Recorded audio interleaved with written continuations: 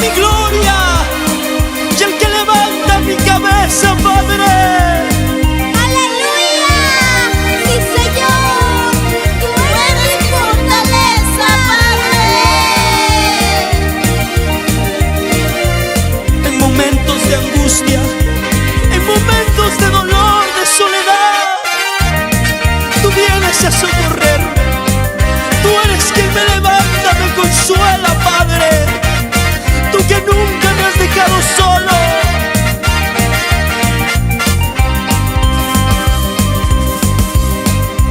Muchos pelearán contra mí, pero no me vencerán. Muchos pelearán contra mí, pero no me vencerán.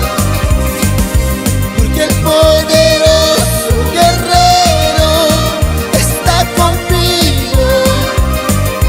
Porque el poderoso en batalla pelea mis batallas. No, no, no temeré. El poderoso león de Judá está en mí. No, no, no temeré. El poderoso león de Judá está en mí. No, no, no temeré. El poderoso león de Judá está en mí.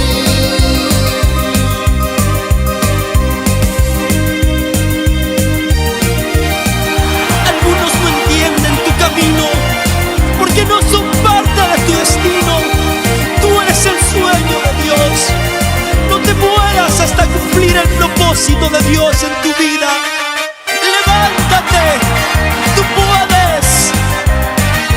¡Tú no estás solo! ¡Dios está contigo!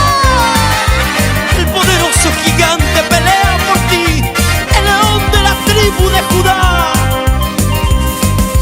No, no, no temeré.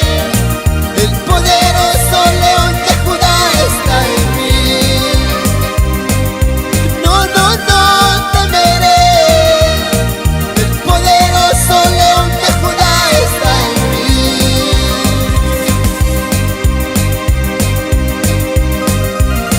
Adelante, Saúl Torres y esposa, porque cuando Dios está contigo, una simple canción